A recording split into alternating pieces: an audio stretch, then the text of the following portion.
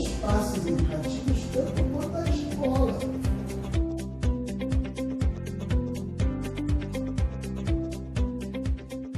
Pedir licença, não é, a esse rio poderoso que nos assiste, não é, o rio Xingu. Pedir licença a todos os seres encantados, né, os deuses que o constituem, porque é impossível a gente não considerar sua presença majestosa, sua presença ampla, abrangente, né, nessa universidade, nesta região, neste movimento social que se organiza, né, em torno da Transamazônica e Xingu, entendeu? Então, acho que pensar no território sem a estrada, né, sem a beira e sem o rio, sem a floresta, não tem sentido. E eu acho que o sucesso da nossa jornada se deve a esse envolvimento dos diferentes povos, não é? Sejam indígenas, sejam ribeirinhos, sejam os extrativistas, sejam os assentados, não é? Rurais que habitam o território, os educadores, gestores, os estudantes, os movimentos sociais, os professores da universidade, gestores.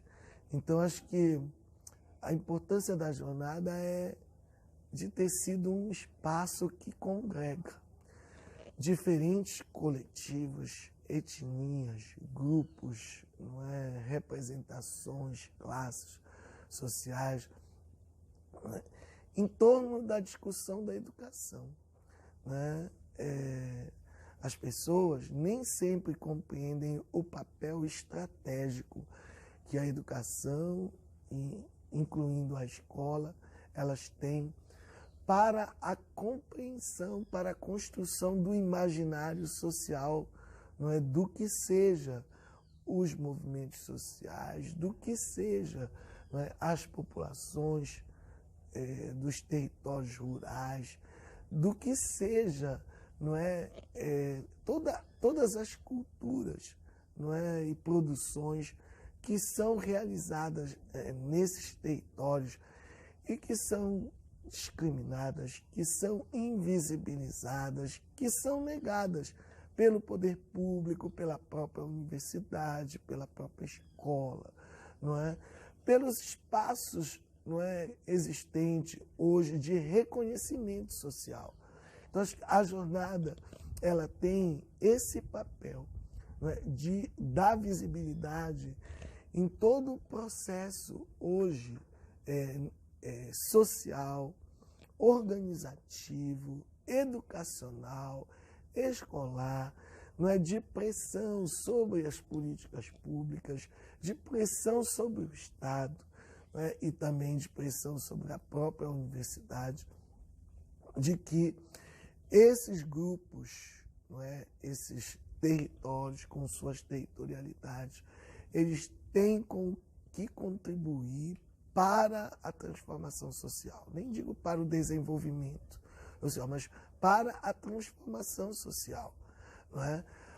A grande maioria da população é excluída do acesso à educação, excluída do acesso do reconhecimento de sua produção, não é, social, econômica, cultural.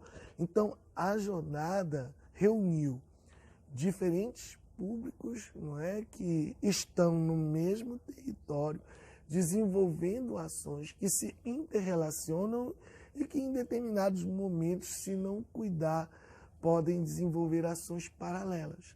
Ações paralelas nem sempre convergem.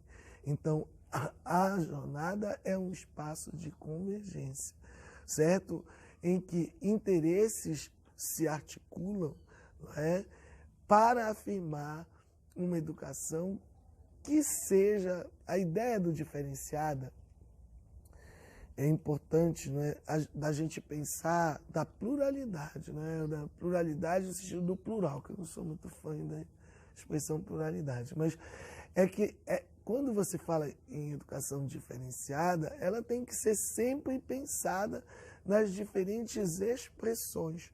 Não é que os indígenas reivindicam, que não é a mesma que os ribeirinhos e os atingidos, não é, por barragem reivindicam, que não é a mesma que os extrativistas reivindicam, que os agricultores familiares nos assentamentos reivindicam.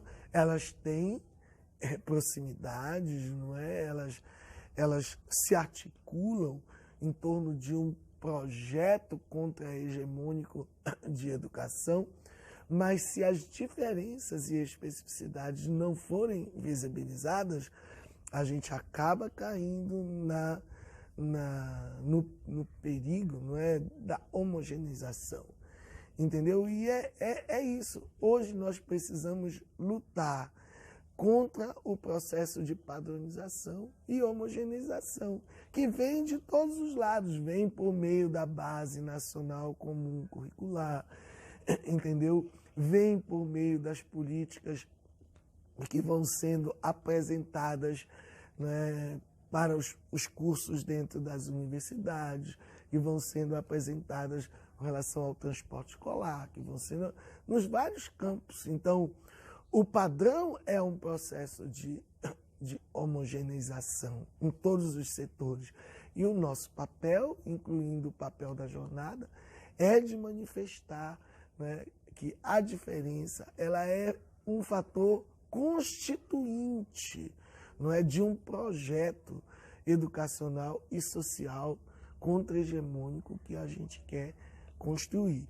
Então não é fácil articular atores, não é, que estão envolvidos nesses diferentes espaços, porque envolvem um território gigantesco na sua extensão, com muitas dificuldades com relação ao acesso e deslocamento, mas de uma riqueza cultural, entendeu? De uma riqueza em termos de produção econômica fantástica, que precisa ser visibilizado, entendeu? Na relação que estabelece com as águas, com a floresta, com a terra, entendeu? Numa outra, não é, concepção que não seja antropocêntrica. Não é que a gente não entenda a natureza como recurso natural, certo? Mas que a gente se enxergue como parte da natureza, certo?